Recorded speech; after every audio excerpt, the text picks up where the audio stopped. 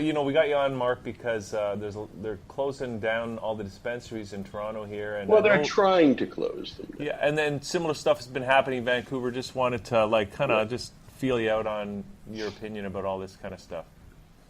Well, it's the established interest versus the little guy, basically.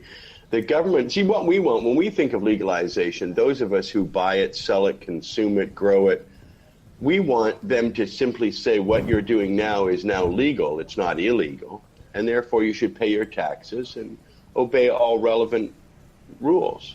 But what they want to do is they want to usurp the whole industry, take it away from us, give it to some corporate vested cronies of theirs, and have them reinvent an industry that we've already spent 45 years developing. And that is unacceptable. So this conflict you're seeing is between the government's chosen few versus the rest of the country that wants to participate. Actually, that seems like a special problem in Canada, because we hear about that kind of thing happening all the time, whether it's executives from the broadcast industry being rotated in and out of CRTC, or whether it's We've been talking about farming practices. I mean, we've got the point now where you can't really start your own little farm because they want the land to be not subdivided that small. They want to be making sure that they're only supporting the big factory farms. So little guys are getting pushed out there too. Well, that's the nature of human existence, really, is government favoring those elements that can be best controlled for their mutual interests. So basically the purpose of government, we must remember, is to control the people. There's every bit of legislation written is not about things or about plants. It's all about people. It controls what people can do. And by nature, people resist being told what to do. All our struggles for human autonomy are against the government. People might think it's against the ethos of the day, but it's really against government, because government enforces these various standards that we rebel against. So we've been suffering at the hands of prohibitionists for 45 years. 2 million Canadians have criminal records, and we've been growing marijuana and going to jail. As you know, I've seen 34 different prisons and jails as a consequence of my civil disobedience with pot. I spent 5 years in the United States for sending seeds to Americans.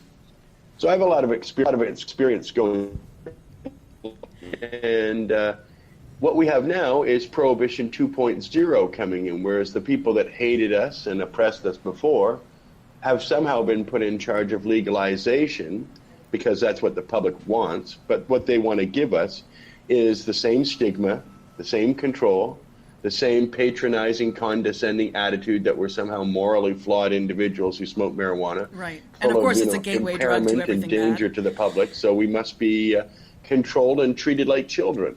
We have dispensaries in both cities, and in both cities they'll be told to shut down and will be raided or taken to court and stuff like this. So yeah, the Vancouver and Toronto both have irrational attitudes towards this situation. This situation is normal. There's nothing inherently wrong with selling marijuana. There's no harm. The demand is huge. Millions of Canadians want to buy marijuana every day, and someone has to provide them with this supply.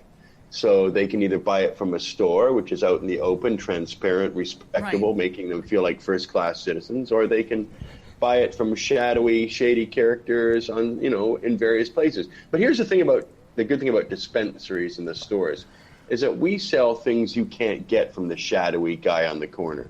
The guy on the corner is not going to sell you 190 milligram THC and CBD containing infused baked goods, okay? He's just not going to be having those things. And a lot of people, like me, for example, I use those things to get to sleep at night. And you just can't buy those from a guy who just sells you little dime bags of weed. You need a store that sells creams, topical THC applications. You need a guy that sells foods. How about Phoenix Tears? How about the oils for cancer? All these things can only be found at dispensaries.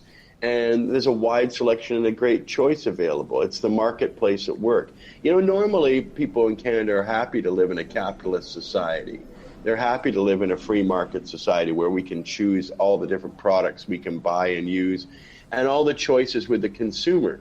But for some reason with marijuana, the government especially feels that this free market thing is all, a terrible idea. Somehow the people are all wrong. that the government is in fact correct, the government knows what's good for us, and of course this is absurd. They had the same attitude with abortion, they had the same attitude when they told us you couldn't be homosexual without risking going to jail.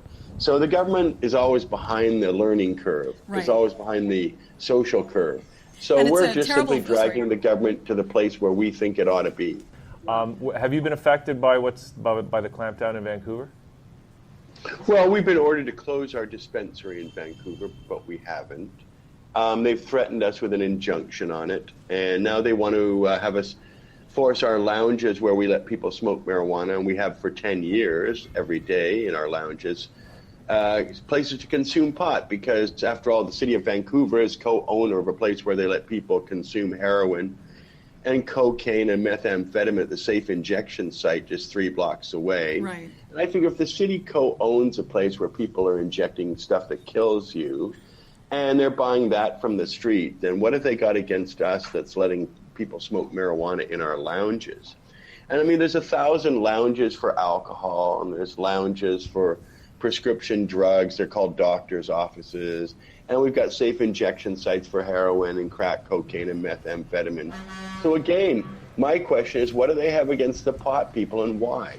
I don't know if it was a coincidence that Trudeau was out of the country when at least the raid in Toronto happened. But what do you see actually happening? Are we going to get legislation? Are we going to get a path towards legalization, or at least to decriminalization? Or what do you see? Well, we're going to get somewhat restrictive, controlled distribution of cannabis. I wouldn't even call it legalization. It's going to be a restrictive kind of thing where it's going to be overpriced, overtaxed, overregulated, in restrictive supply. It's going to be in government outlets. I mean, that's what the government intends to do. What we intend to do is contradict them and confront them and set up a parallel system that we think it ought to be. For example, our shop that's currently open at 801 Queen Street West in Toronto is exactly how we visualize legalization to be. People go to a shop, they show that their ID shows they're 19 years old, and then they can buy whatever cannabinoids they want. Yeah. There should be there's nothing else required in the equation. Okay, Marc, thanks so much. And what's the website You're if welcome. people want to follow up with you? Well, we have cannabisculture.com, but websites, you're most likely to find me on the Facebook page, my Facebook page. Great. Okay, Marc. All right. All right, thanks a see you lot. guys later. Bye, Okay. Jen. See you, Mark.